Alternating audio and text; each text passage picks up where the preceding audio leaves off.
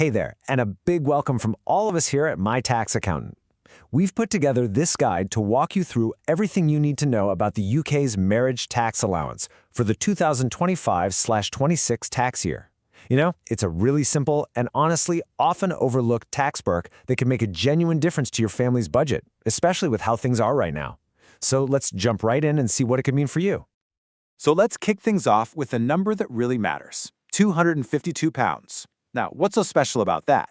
Well, that's how much you could save on your tax bill this year. And look, I know it might not be a lottery win, but think about what that actually is. That's a couple of weekly food shops, right? It could cover a new school uniform or pay for a nice family day out. The big question is, are you one of the millions of couples who are eligible but are missing out? Let's find out. So, what exactly is this tax perk? Well, in a nutshell, it's a government scheme that's really designed to help couples where one person earns a lot less than the other. The whole idea is built around something called the Personal Allowance. You see, every single person in the UK gets to earn a certain amount of money each year, completely tax-free. But in lots of couples, one partner doesn't use up all of theirs. The Marriage Tax Allowance is basically just a clever way to make sure that unused allowance doesn't go to waste. Here's the deal. The Marriage Tax Allowance lets the partner who earns less transfer a fixed chunk of their unused personal allowance over to their spouse or civil partner. For this tax year, 2025-26, that amount is £1,260, and that's not just a random number, by the way. It's exactly 10% of the full personal allowance. So by making that simple transfer, you're literally increasing the amount the higher earner can make before they pay tax, and that's what cuts their final tax bill. Simple as that. Now, here's a pro tip, and this is absolutely crucial to understand. This is not HMRC just sending you a check for £252 out of the blue. It's much smarter than that. Think of it as just rerouting a tax-free allowance you already have as a couple. You're just optimizing what's already yours to make sure you're not paying a single penny more in tax than you absolutely have to. It's a bit like having 2 parking permits but only 1 car.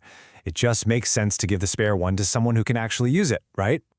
All right. Let's get to the most important part. Do you and your partner actually qualify for this? This is where a lot of people get a bit stuck, but honestly, the rules are really specific. So let's just run through a quick checklist so you can see for yourself if this is something you should be claiming. So just take a second and think about your own situation. To get this, you and your partner have to take every single one of these boxes. I'm not kidding, it's not a most of them apply kind of deal, it's all or nothing. So, you ready? Let's see what those boxes are. Okay, here we go. Box number 1. You've got to be married or in a civil partnership. I'm afraid just living together doesn't count for this one. Second, one of you, the lower earner, needs to have an income that's below the personal allowance, which right now is £12,570. Maybe you work part-time, you're a stay-at-home parent, or you're studying. Basically, you're not earning enough to pay any tax. Third, the other partner has to be a basic rate taxpayer. And finally, you both have to have been born after April 6, 1935. If you were born before that, there's actually a different scheme for you called the Married Couples Allowance. Now, a quick heads up, especially for our viewers in Scotland, that basic rate taxpayer rule has a little twist depending on where you live. For most of the UK, so that's England, Wales, and Northern Ireland, the higher earner's income needs to fall somewhere between £12,571 and $50,270. But if you're up in Scotland, your tax bands are different. There, the higher earner's income has to be between £12,571 and £43,662. It's a lower ceiling, so it's a really important detail for Scottish families to double-check. Okay, all this theory is one thing, but let's make it real. The absolute best way to see the benefit is to look at how the numbers actually work in a real-world scenario. So let's invent a quick couple and see exactly how this whole thing could impact their finances. Let's meet Alex and Ben. So, Alex is a freelance graphic designer, earns about 10 grand a year working part-time around the kids. That's well below the £12,570 tax-free allowance. So Alex pays zero tax and has over £2,500 of unused allowance. Ben works in retail and earns £30,000, which makes him a basic rate taxpayer. See, they tick all the boxes. So Alex transfers £1,260 of their unused allowance over to Ben. That boosts Ben's tax-free allowance from the standard £12,570 all the way up to £13,830. And because Ben pays tax at that basic 20% rate, his tax bill gets cut by 20% of that extra £1,260. And what's 20% of £1,260? You got it, exactly £252. That's the saving, right there in their pocket. Now, as fantastic as this perk is, you do have to be a little bit careful. It's not without its pitfalls. Life changes, and if you forget to tell HMRC about those changes, you can land yourself in a bit of hot water. Let's look at a couple of real stories from clients to see what can go wrong, because a simple mistake can turn this tax saving into a real tax headache. Okay, first up, meet Sarah from Leeds. When she was on maternity leave, her income dropped below the personal allowance, which made her and her husband the perfect candidates. So they applied, they got the tax cut, everything was brilliant. But, and this is the really crucial part, once you successfully apply, the allowance automatically renews every single tax year. You don't have to do it again. And here's the trap.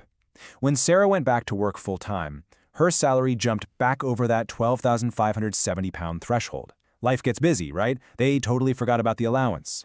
But because it auto-renewed, the transfer still happened, even though they weren't actually eligible anymore. This meant they got an unexpected tax bill from HMRC, who wanted to claw back the money. So the takeaway is massive. If your life changes and you're no longer eligible, you have to tell HMRC to cancel it. And here is another huge one, especially these days with all the side hustles. Take Raj from Bristol. He was doing a bit of driving on the weekends. His wife was a low earner, so they claimed, but Raj just forgot to declare a few £1,000s from his side job on his tax return. It didn't seem like a big deal, but that extra cash just tipped his total income into the higher rate tax band, which made them ineligible. It's not just driving. It could be an Etsy shop, selling stuff on Vinted, a bit of freelance writing. You have to tally every single penny. Unreported income is a guaranteed way to get your claim thrown out, or worse, clawed back later with interest. So, you've checked the list, you know what traps to watch out for, and you think you qualify. Awesome. What's next? Let's get down to the action plan, how you can actually make the claim and get that money back where it belongs. Okay, listen up, because this is probably the best tip in this whole guide. A lot of people miss this. If you've been eligible for a while, but you've just never gotten around to claiming, you can backdate your claim for up to 4 previous tax years. This is an absolute game changer. It means you could be looking at a lump sum refund, not just the £252 for this year, but a payment that could be well over £1,000. I mean, just look at the opportunity here. You can go all the way back to the 2021/22 tax year. So if you were eligible for all of those years, you can claim a refund for every single one. That's 4 years of savings, which, yeah, could easily total over $1,000. HMRC will either sort it out through your tax code or, in many cases, they'll just send you a check. It is absolutely worth the 10 minutes it takes to check if you've missed out. And the application itself is surprisingly easy. You can do it all online at the official gov.uk website. Seriously, don't use any of those third-party sites that try to charge you a fee. The official one is free and it's simple. It honestly takes about 10 minutes. Quick pro tip, have both of your national insurance numbers ready before you start, and maybe some ID like a passport or a recent payslip. Once you hit submit, the change is applied for the rest of the tax year, and HMRC takes care of adjusting the tax code. Easy. Now, for a lot of people, that online application is all you'll ever need. But let's be honest, what if your finances aren't that straightforward? Maybe you're a freelancer with an income that goes up and down, like Alex in our example. Or you're a small business owner. Maybe you've got income from a rental property. The second you start juggling multiple income streams, figuring out your exact eligibility can get, well, a bit messy. And that's when getting some expert advice is a really smart move. So if you're feeling even a little bit unsure, or you just want that peace of mind knowing it's all been done correctly, please don't hesitate to reach out to a professional. The team here at My Tax Accountant is ready to help.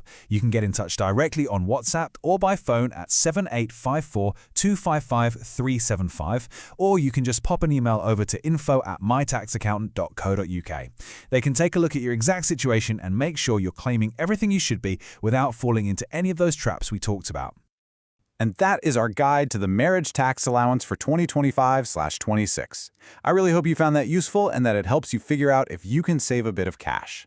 If you want more simple, clear guides just like this one on how to manage your taxes and make your money work harder, please think about subscribing to the channel. Thanks so much for watching.